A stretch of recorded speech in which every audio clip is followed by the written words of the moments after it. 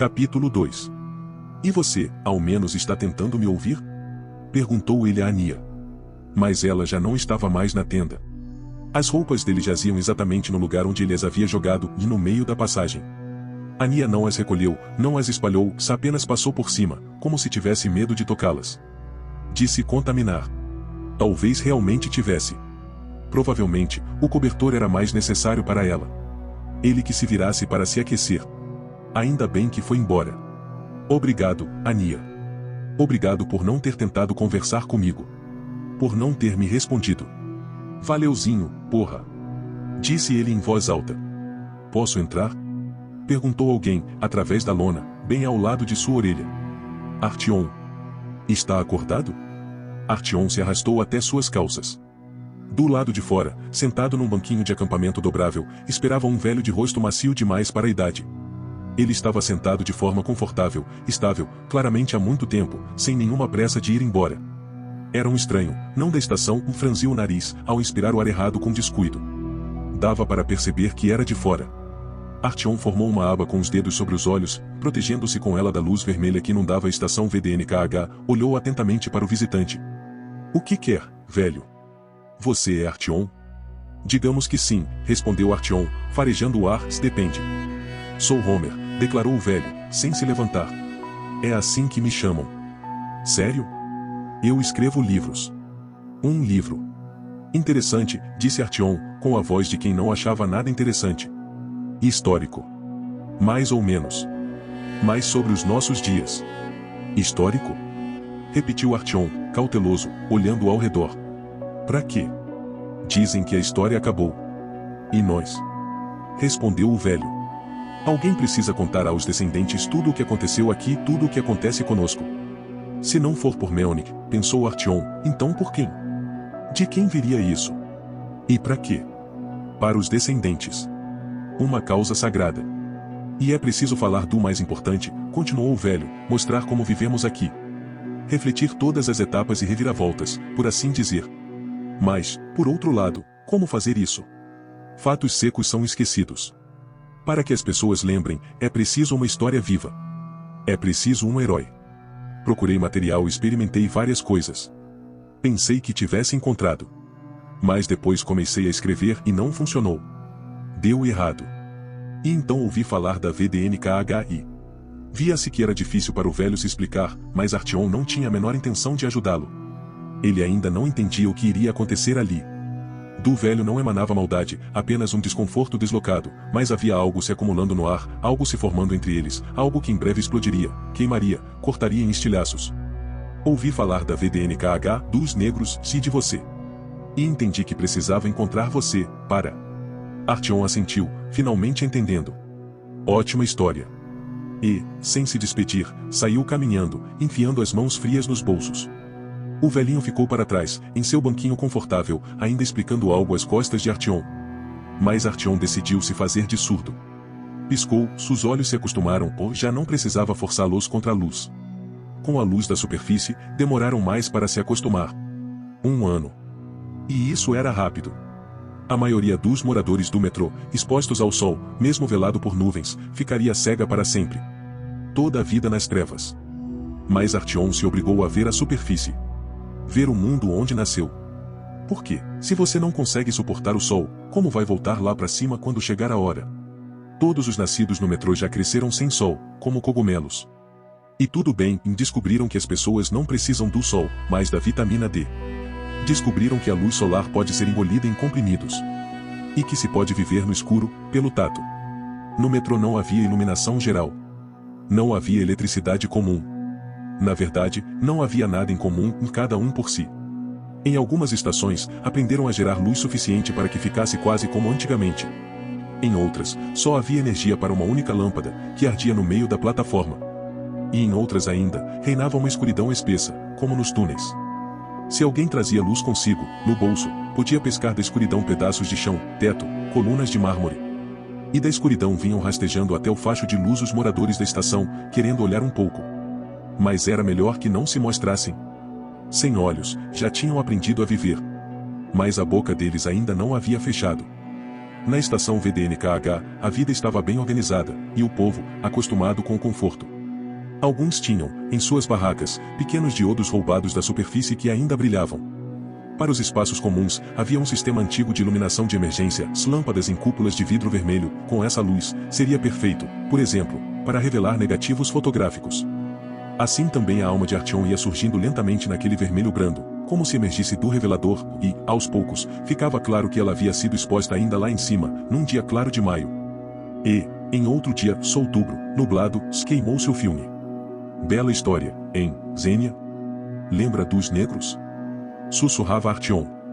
Mas quem respondia eram sempre outros. Nunca quem ele chamava. Oi, Artyom. Olha o Artyom aí. Todos o cumprimentavam. Alguns sorriam, outros franziam o senho, mas todos diziam olá. Porque todos se lembravam dos negros, não só Xenia e Artyom.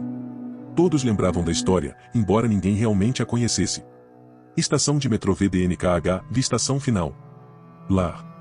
200 metros de comprimento, e neles, 200 pessoas. Tamanho perfeito, e menos que isso, faltaria ar a mais, não daria calor humano. A estação fora construída há cerca de 100 anos, ainda nos tempos do Antigo Império, com os materiais imperiais de sempre em mármore e granito. Era para ter sido solene, como um palácio, mas acabou enterrada sob a terra, resultando num cruzamento entre um museu e um mausoléu. O espírito dos antepassados pairava ali, como em todas as estações, mesmo nas mais novas, e era indestrutível. Parecia que os habitantes do metrô já tinham crescido, mas continuavam sentados no colo de antigos velhos de bronze, e não conseguiam descer, não os deixavam ir. As colunas enegrecidas e ramificadas sustentavam o teto. Nos vãos arqueados entre elas, armavam-se velhas tendas militares, rasgadas e gastas, em cada uma família, e em algumas, duas. Essas famílias poderiam ser embaralhadas, e ninguém notaria a diferença. Depois de 20 anos vivendo lado a lado na mesma estação, com apenas uma fina lona de separação entre segredos, gemidos e brigas. É assim que fica. Em outro lugar, talvez as pessoas já teriam se devorado. Por inveja. Por ciúmes de Deus, que parece amar mais os filhos dos outros. Por não aceitar dividir o marido ou a esposa. Ou simplesmente por um pedaço de espaço vital que vale uma morte. Mas não aqui, não na VDNKH. Aqui, deu certo de algum jeito, simples e familiar. Como numa aldeia, ou numa comuna. Não havia crianças alheias, se o filho do vizinho nascia saudável, era festa para todos. Se o seu ficava doente, todos ajudavam como podiam. Não havia lugar para morar? Os outros se apertavam. Brigou com o amigo? A falta de espaço reconcilia. A esposa foi embora? Você acaba perdoando cedo ou tarde. Afinal, ela nem foi embora de verdade, só passou a dormir atrás de outra lona. Ali mesmo, no mesmo salão de mármore. Sob milhões de toneladas de terra. E vocês ainda se cruzarão todos os dias, 100 vezes por dia. Vai ter que conversar. Não dá para fingir que ela não existe. O importante é que todos estão vivos, e o resto. Como numa comuna, ou numa caverna. Dali, havia um caminho, túnel sul, que levava a Alexeyenskaya e adiante, ao grande metrô. Mas talvez justamente por isso, por ser a última, a VDNKH era o lar dos que já não queriam nem podiam seguir adiante. Aqueles que precisavam de um lar. Artyom parou diante de uma das barracas, imóvel. Ficou olhando através do tecido gasto, até que uma mulher saiu, rosto inchado. Olá, Artyom. Olá, Ekaterina Sergeevna. Xenia não está, Artyom. Ele assentiu. Teve vontade de afagar-lhe o cabelo, de tomar-lhe a mão. De dizer: eu sei sim. Eu realmente sei de tudo, Ekaterina Sergeevna. Ou talvez, se é isso que a senhora diz a si mesma? Vai, Artyom. Vai. Não fica parado aqui. Vai lá tomar um chá. Sim, senhora. Nas duas extremidades, o salão da estação terminava nos antigos escadas rolantes, seladas por dentro. Eles mesmos haviam se trancado. Para que o ar envenenado da superfície não entrasse. E também para manter afastados visitantes indesejados. De um lado, onde havia uma nova saída, tudo estava murado por completo. Do outro, onde ficava a antiga, mantiveram um pequeno escotilhão, um fecho hermético para subir à cidade. Lá, onde havia muro cego, ficavam a cozinha e o clube. Fogões para cozinhar, as mulheres de avental se apressavam, preparando o almoço para filhos e maridos. A água corria pelos tubos dos filtros de carvão, borbulhando, escorrendo para tanques, quase transparente. Vez ou outra, um bule apitava, um mensageiro das fazendas passava para pegar água fervente. Secava as mãos nas calças, procurava entre as cozinheiras sua mulher. Para beliscá-la de leve, lembrar-lhe do amor. E morder às escondidas algum pedaço ainda meio cru. Tanto os fogões, quanto os bules, a louça, as mesas e cadeiras. Nada era de ninguém, tudo era coletivo. Mas as pessoas cuidavam com carinho. Não estragavam. Tudo, exceto a comida, havia sido trazido de cima. No metrô, não se podia fabricar nada realmente útil. Ainda bem que os mortos, quando ainda planejavam viver, haviam acumulado uma boa reserva de coisas boas, lâmpadas, geradores a diesel, fios, armas, munição, louças, móveis, roupas em quantidades imensas. Agora os vivos podiam herdar tudo isso, como irmãos mais novos herdando dos mais velhos. Duraria muito tempo. Em todo o metrô, havia não mais que 50.000 pessoas. E antes, em Moscou, viviam 15 milhões. Ou seja, cada um dos vivos tinha uns 300 parentes mortos. Esses parentes aglomeravam-se em silêncio, estendendo suas roupas usadas, dizendo: "Toma as minhas, toma, são quase novas, já cresci nelas, não preciso mais." Bastava verificar as coisas com o dosímetro, ver se não instalava demais. Agradecer, e usar à vontade. Artyom chegou à fila do chá, e se enfiou no final. "Artyom, onde já se viu, você na fila?" exclamou uma voz. "Senta aqui, homem, as pernas não mentem. Quero um pouquinho quente." A dona do lugar era Dasha Chuba, Dasha do casaco. Uma mulher de uns 50 anos. Embora se recusasse terminantemente a pensar nisso. Ela havia chegado a Moscou de um vilarejo perto de Yaroslavo. 3 dias antes de tudo desabar, viera comprar um casaco. Comprou, e desde então nunca mais tirou o dito cujo. Nem de dia, nem de noite, nem para ir ao banheiro. Artyom nunca zombou dela. Afinal, e se ele mesmo tivesse guardado um pedaço assim da antiga vida dele? Um pedaço de maio, ou de um sorvete de baunilha, ou da sombra dos álamos. Ou talvez do sorriso da mãe. "Sim, obrigado, tia Dasha." "Tia, tia", repreendeu ela, num tom meio magoado e meio brincalhão. "E lá de cima, como é que está? O tempo?" "Chuva." "Ah, então vai nos alagar de novo, né?" Ouviu, Aigu. "Chuva", ele disse. "Alá está nos punindo. Pelos pecados. Olha, tua carne de porco não vai queimar?" "Ah, lá vem ela com o Alá. Sempre o Alá." "Mas é verdade, tá queimando mesmo." "E o teu memem, voltou da ânsia?" 3 dias já, e nada." 3 dias. "Não se angustia assim. Juro pelo meu coração, Dasha, ele arrumou outra lá. Das suas. Tá em pecado." "Suas, nossas, deixa disso, Aigulinha. Aqui somos todos iguais. Todos do mesmo lado. Arrumou alguma vagabunda, juro por Alá." "Ah, se tu desse pra ele mais seguido, Aigu. Homem é que nem gatinho, vai tateando até achar." "Mas o que é isso que vocês estão dizendo?" "Ele foi a trabalho, pra negociar." Interveio um homenzinho miúdo. Quase infantil de tamanho e rosto, embora marcado pela bebida, como se nunca tivesse crescido direito. Tá bom, tá bom.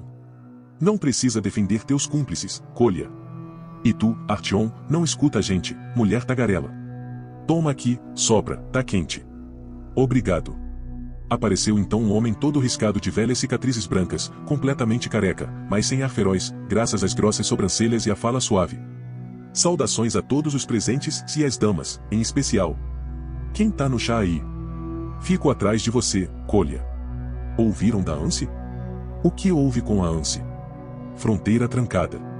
Como dizia o clássico, acendeu-se a luz vermelha, passagem proibida. 5 dos nossos estão presos lá. Olha só, Aigu.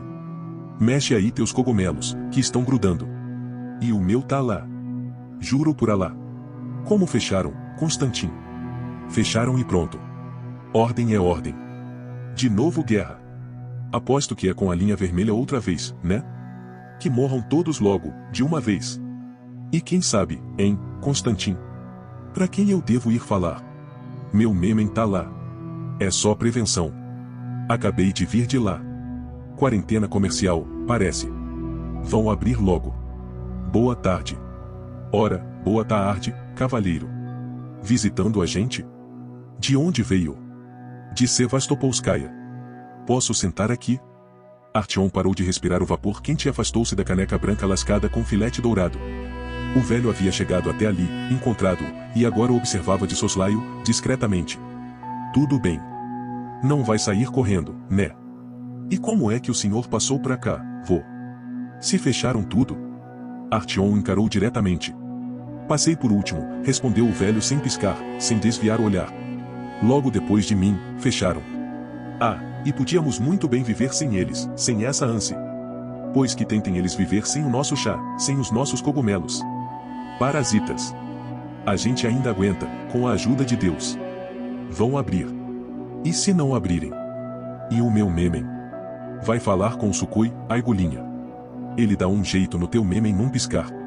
Não te abandona, não. Quer um chá? Já provou o nosso? Não recuso, respondeu o autoproclamado Homero, balançando a barba com dignidade. Ele se sentou de frente para Artyom, sorvendo o caldo de cogumelos local, orgulhosamente, mas sem motivo algum, chamado de chá, o verdadeiro chá, claro, tinha sido todo bebido uns 10 anos atrás, e esperava. E Artyom também esperava. Quem vai buscar água quente? O coração de Artyom deu um salto, e Ania se aproximou. Parou, sem notá-lo, de costas para ele. Trabalhando hoje, Anil? Atraiu-a logo para a conversa chuba, limpando as mãos nos bolsos jarralos de pele do casaco. Cogumelos. Cogumelos, respondeu ela de costas, só para não se virar, ou seja, tinha percebido tudo. As costas doem, né? De tanto se curvar. Tá caindo aos pedaços, tia Dash. Cogumelos não são porcos. Resmungou, desaprovadora, a robusta e de olhos puxados Aigu. Curvada, ela. Vai se enfiar na lama e mexe lá. Vai você mesma. Cada um escolhe o trabalho que combina com a sua alma, respondeu Ania com firmeza. Ela respondeu de forma calma, mas Artyom sabia, era justamente quando ela falava com essa voz serena que podia bater. E era capaz de tudo, tinha sido treinada para isso. Com um pai daqueles. Não briguem, meninas, murmurou o marcado Constantin. Todas as profissões são necessárias, todas são importantes, como disse o clássico. Sem cogumelos, o que é que vamos dar pros porquinhos comerem? Os cogumelos, champions, cresciam no túnel norte desabado, um dos dois que antes levavam à estação Jardim Botânico. 300 metros de plantações de cogumelos, e depois, ainda uma criação de porcos. Os porcos foram colocados mais longe, para não feder tanto. Como se 300 metros fossem resolver algo. O que salvava era outra coisa, da forma como os sentidos humanos se acostumam. Os recém-chegados sentiam aquele fedor porco por 1 ou 2 dias. Depois, se acostumavam. Ania não se acostumou de imediato. Os moradores locais já não sentiam nada fazia muito tempo. Nem tinham com o que comparar. Mas Artyom ainda sentia. É bom quando a alma se inclina aos cogumelos, disse ele claramente, mirando a nuca de Ania. Com os cogumelos é mais fácil chegar a um acordo do que com as pessoas. Pois é, à toa que alguns tratam os cogumelos com tanto desprezo, respondeu ela. Há pessoas que nem dá para distinguir dos cogumelos logo de cara. E até as doenças são as mesmas. Ela finalmente se virou para ele. Por exemplo, hoje. Metade dos cogumelos está com um tipo de podridão. Uma decomposição apareceu, entende? De onde veio isso? Que podridão é essa? Preocupou-se Aigu. Só o que nos faltava agora era apodrecimento, Alá nos proteja. Querem mais chá? Se intrometeu Chuba. Peguei uma caixa cheia de podridão, disse Ania, olhando nos olhos de Artyom. E antes os cogumelos eram normais. Saudáveis. Bom, isso sim é um problema e tanto. Balançou a cabeça Artyom. Os cogumelos apodreceram. E a gente vai comer o que então? Observou Chuba com razão. Claro, isso não é problema algum, respondeu Ania calma, mas com ferro na voz. O verdadeiro problema é quando ninguém mais leva a sério o grande herói salvador de todo o metrô. Isso, sim, é uma tragédia. Vamos dar uma volta, Aiguca, respirar um pouco, sarqueou a sobrancelha pintada Chuba. Tá ficando quente demais aqui. HM. Homero se levantou junto com as outras. Não, interrompeu o Artyom. Espere. Você queria ouvir sobre o herói, não é? Sobre o Artyom que salvou todo o metrô? Pois bem, ouça. Ouça a verdade. Acha que as pessoas se importam? As pessoas têm seus próprios problemas. Problemas de verdade. Trabalhar. Alimentar os seus. Criar filhos. E quando alguém fica se remoendo sem saber o que fazer e começa a inventar bobagens, se isso sim é problema, se retrucou Ania, firme, metralhando-o, virajada curta, longa. Não, o problema é quando a pessoa não quer viver como um ser humano, mas como um porco ou um fungo, respondeu Artyom. Quando tudo que a preocupa é só O problema é quando o fungo acha que é humano, disse Ania, já sem esconder o ódio. E ninguém lhe diz a verdade para não o chatear. É verdade mesmo que os cogumelos apodreceram? Perguntou, já meio fora de si, da Chachuba. É verdade. Que desgraça. Alá está nos castigando. Bradou Aigul de longe. Pelos pecados. Por comermos carne de porco. Então vai. Vai lá. Os cogumelos estão te chamando, e empurrou a paralisada Ania, Artyom. Tossem, espirram. Dizem, onde está você, mamãe? Seu desgraçado. Inútil. Vai. Dos cogumelos eu espero mais retorno do que de você. Vai. Vai logo. Vai você. Vai embora. Volta lá pra cima. Espalha sua antena pela cidade toda. Rasga a garganta com suas lamúrias. Lá não há ninguém, entendeu? Ninguém. Estão todos mortos. Seu radioamador. Idiota. Ele se sentou de frente para Artyom, sorvendo o caldo de cogumelos local, orgulhosamente, mas sem motivo algum, chamado de chá, o verdadeiro chá, claro, tinha sido todo bebido uns 10 anos atrás, e esperava. E Artyom também esperava. Quem vai buscar água quente? O coração de Artyom deu um salto, e Ania se aproximou. Parou, sem notá-lo, de costas para ele. Trabalhando hoje, Anil? Atraiu-a logo para a conversa chuba, limpando as mãos nos bolsos já ralos de pele do casaco. Cogumelos. Cogumelos, respondeu ela de costas, só para não se virar, ou seja, tinha percebido tudo. As costas doem, né? De tanto se curvar. Tá caindo aos pedaços, tia Dash. Cogumelos não são porcos. Resmungou, desaprovadora, a robusta e de olhos puxados Aigul. Curvada, ela. Vai se enfiar na lama e mexe lá. Vai você mesma. Cada um escolhe o trabalho que combina com a sua alma, respondeu Ania com firmeza. Ela respondeu de forma calma, mas Artyom sabia, era justamente quando ela falava com essa voz serena que podia bater. E era capaz de tudo, tinha sido treinada para isso. Com um pai daqueles. Não briguem, meninas, murmurou o marcado Constantin. Todas as profissões são necessárias, todas são importantes, como disse o clássico. Sem cogumelos, o que é que vamos dar para os porquinhos comerem? Os cogumelos, champions, cresciam no túnel norte desabado, um dos dois que antes levavam à estação Jardim Botânico. 300 metros de plantações de cogumelos, e depois, ainda uma criação de porcos. Os porcos foram colocados mais longe, para não feder tanto. Como se 300 metros fossem resolver algo. O que salvava era outra coisa, da forma como os sentidos humanos se acostumam. Os recém-chegados sentiam aquele fedor porco por 1 ou 2 dias. Depois, se acostumavam. Ania não se acostumou de imediato. Os moradores locais já não sentiam nada fazia muito tempo. Nem tinham com o que comparar. Mas Artyom ainda sentia. É bom quando a alma se inclina aos cogumelos, disse ele claramente, mirando a nuca de Ania. Com os cogumelos é mais fácil chegar a um acordo do que com as pessoas. Pois é, à toa que alguns tratam os cogumelos com tanto desprezo, respondeu ela. Há pessoas que nem dá para distinguir dos cogumelos logo de cara. E até as doenças são as mesmas. Ela finalmente se virou para ele. Por exemplo, hoje. Metade dos cogumelos está com um tipo de podridão. Uma decomposição apareceu, entende? De onde veio isso? Que podridão é essa? Preocupou-se Aigul. Só o que nos faltava agora era apodrecimento, Alá nos proteja. Querem mais chá? Se intrometeu Chuba. Peguei uma caixa cheia de podridão, disse Ania, olhando nos olhos de Artyom. E antes os cogumelos eram normais. Saudáveis. Bom, isso sim é um problema e tanto. Balançou a cabeça Artyom. Os cogumelos apodreceram. E a gente vai comer o que então? Observou Chuba com razão. Claro, isso não é problema algum, respondeu Ania calma, mas com ferro na voz. O verdadeiro problema é quando ninguém mais leva a sério o grande herói salvador de todo o metrô. Isso, sim, é uma tragédia.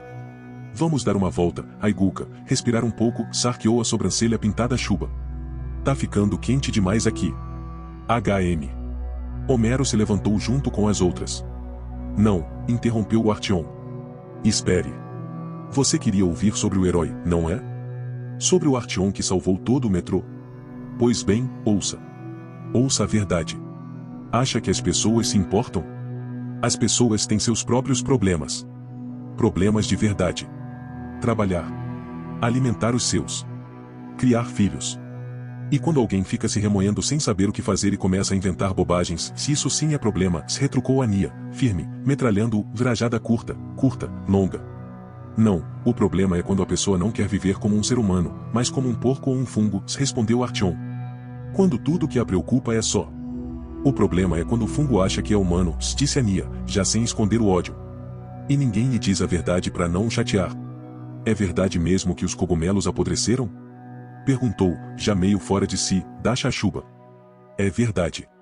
Que desgraça. Alá está nos castigando. Bradou Aigul de longe. Pelos pecados. Por comermos carne de porco. Então vai. Vai lá. Os cogumelos estão te chamando, e empurrou a paralisada Ania, Artyom. Tossem, espirram. Dizem, onde está você, mamãe? Seu desgraçado. Inútil. Vai. Dos cogumelos eu espero mais retorno do que de você. Vai. Vai logo. Vai você. Vai embora. Volta lá pra cima. Espalha sua antena pela cidade toda. Rasga a garganta com suas lamúrias. Lá não há ninguém, entendeu? Ninguém. Estão todos mortos. Seu radioamador. Idiota. Você ainda depois vai. Não vai haver nenhum ou depois, Artyom. Não vai. Os olhos dela estavam secos. O pai a ensinara a não chorar. Ela tinha um pai. O próprio, de sangue. Virou-se e foi embora. Artyom ficou sozinho diante da caneca de caldo de cogumelos, em branca, com a borda dourada lascada. Homer sentou-se ao lado dele, cauteloso, em silêncio. As pessoas começaram a voltar para a cozinha. Falavam que algum tipo de mofo branco tinha atacado os cogumelos, suspiravam para que não houvesse outra guerra, fofocavam sobre de quem o marido trabalhava na suinocultura e o que ele tinha conseguido de lá. Um porquinho rosa, pequeno e guinchante, correu passando lá atrás dele, uma menina pálida e tísica. Um gato deu a volta na mesa, com o rabo erguido como uma antena, roçou na perna de Artyom e olhou dentro da boca dele. O vapor sobre a caneca desapareceu, o chá criou uma película fina na superfície. E dentro de Artyom tudo começou a se cobrir com essa mesma película. Ele largou a caneca, olhou para frente. Lá estava o velho. É essa a história, vovô. Eu. Bem. Desculpe. Veio à toa, hein? Os descendentes não vão gostar de ouvir isso. Se é que vai haver algum. Não vim à toa. Artyom estalou a língua, que velho teimoso.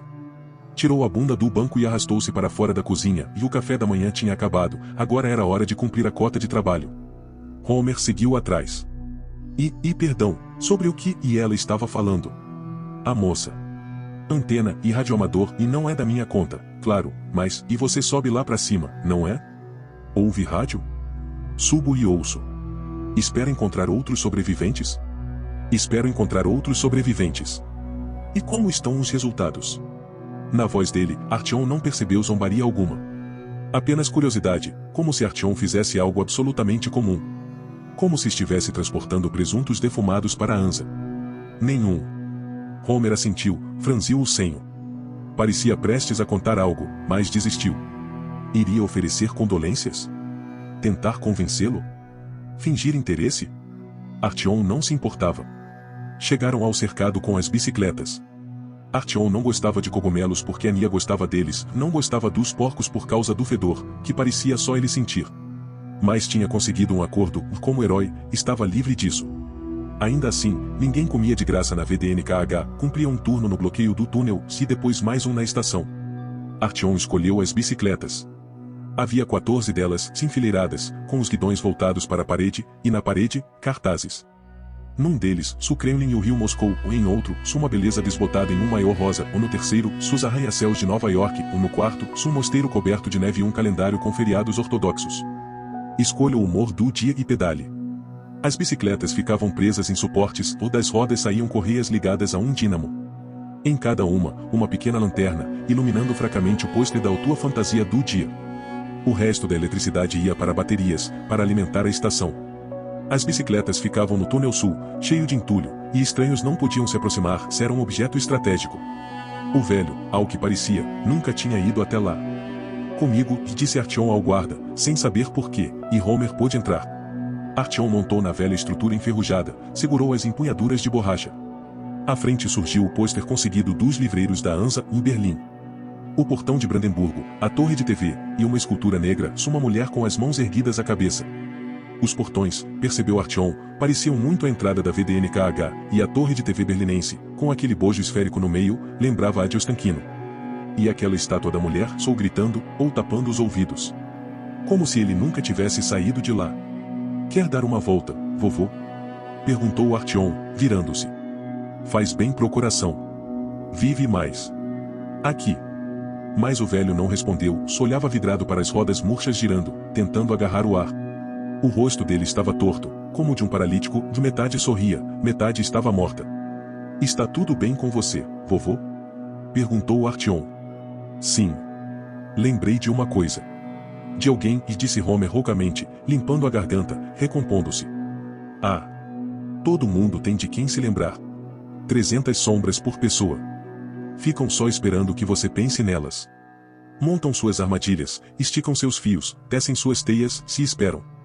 Para uma bicicleta sem rodas lembra como ensinava os filhos a pedalar no pátio, para outro, o apito do bule soa exatamente como o da cozinha dos pais, quando ia almoçar e contar da vida nos fins de semana. Você pisca, se nesse instante entre o agora e o agora, os olhos de repente veem o ontem, e veem seus rostos. Com os anos, é verdade, veem cada vez pior. E ainda bem. Como foi que você soube de mim? Fama, sorriu Homer. Todos sabem. Artyom fez uma careta. Fama, e cuspiu a palavra de volta. Vocês salvaram o metrô. As pessoas. Se não tivessem disparado os mísseis contra aquelas criaturas então. Eu realmente não entendo. Por que você não quer falar sobre isso? À frente estavam a torre de TV, os portões da VDNKH, a mulher negra com os braços erguidos. Devia trocar de bicicleta, mas todas as outras já estavam ocupadas, e coube justamente essa a Artyom. Ele queria pedalar no sentido contrário, para trás, longe da torre, mas assim não se gerava eletricidade. Ouvi falar de você por Melnik. O quê? Melnik. Conhece ele? O comandante da Ordem. Claro que você já ouviu falar da Ordem, não? Os espartanos. Pelo que entendi, você mesmo fazia parte dela e antigamente? Foi o Melnik que te mandou até mim? Não. Melnik apenas contou. Que foi você quem informou a eles. Sobre os negros. Que atravessou todo o metrô. Bem, depois eu mesmo comecei a pesquisar. O que consegui. Mas ainda há muita coisa confusa. Percebi que sem você não dava para entender direito, então resolvi. Ele disse mais alguma coisa? Hein? Quem? Melnik. Disse mais alguma coisa sobre mim? Disse. Artyom parou de pedalar. Pulou por cima do quadro e caiu no chão, cruzando os braços no peito. E então? Que você se casou? Que começou a viver uma vida normal, de ser humano comum. Foi isso que ele disse? Foi o que ele disse. Vida normal de ser humano, e Artyom sorriu. Se não me engano, foi isso sim. E ele não mencionou que foi com a filha dele que eu me casei. Homer balançou a cabeça. Só isso? O velho mastigou o silêncio. Suspirou. Confessou. Disse que você enlouqueceu. Claro. Eu. Só estou repetindo o que ouvi. Mais nada? Acho que não. Que ele quer me matar, por exemplo. Por causa da filha. Ou. Não, nada disso. Ou que está me esperando de volta e para o serviço. Não me lembro. Houve uma pausa. Artyom digeriu as palavras. Lembrou-se de que Homer ainda estava ali, observando-o. Loucura. Artyom riu, um riso forçado e seco. Eu não penso assim, e avisou Homer. Não importa o que digam, eu estou absolutamente convencido de que. E o que você sabe? Você. Só porque continua procurando sobreviventes. Só porque não quer desistir, se isso é loucura. Escute, e o velho olhou Artyom com seriedade. Você está se destruindo pelos outros, e eu, sinceramente, não entendo por que te tratam desse jeito. Eu subo todos os dias. À superfície? Todos os dias, pego a escada rolante até lá em cima. Depois vou até aquele prédio alto. Subo pela escada, a pé, até o telhado. Com a mochila nas costas. Os outros ciclistas começaram a escutar, diminuindo o ritmo da corrida. E sim. Até agora, nunca ouvi ninguém responder. E daí? O que isso prova? Artyom já não falava com Homer, mas com todos aqueles malditos ciclistas, pedalando rumo à parede, à terra. Isso não prova nada. Como vocês não sentem? Devem haver outros seres humanos. Devem haver outras cidades. Não é possível que sejamos os únicos nesse buraco, nessas cavernas. Já chega, Artyom. Encheu o saco. Gritou um rapaz de nariz comprido e olhinhos pequenos. Os americanos bombardearam tudo. Não sobrou nada. Para que você sofre tanto? Eles nos destruíram, nós destruímos eles, ponto final. E se não formos os únicos? Perguntou Homer, quase para si mesmo. E se eu te disser que sobe lá todo dia, como se fosse pro trabalho. Irradia todo mundo, e ainda brilha no escuro. Um cadáver ambulante. O rapaz não parava. Agora falta só envenenar a gente todo aqui, né? E se eu disser que existem e sobreviventes? Homer continuou. Que houve sinais de outras cidades. Que foram interceptados. Repete isso. Houve sinais de outras cidades, disse Homer firmemente. Foram captados. Conversaram. Está mentindo. Eu conheço pessoalmente o homem que fez o contato por rádio. Mentira. E se esse homem estiver agora diante de você? O que diria então? Homer piscou para Artyom. Hein? Que você perdeu a cabeça, velho. Ou que está mentindo de propósito. Está mentindo, não é? Está mentindo?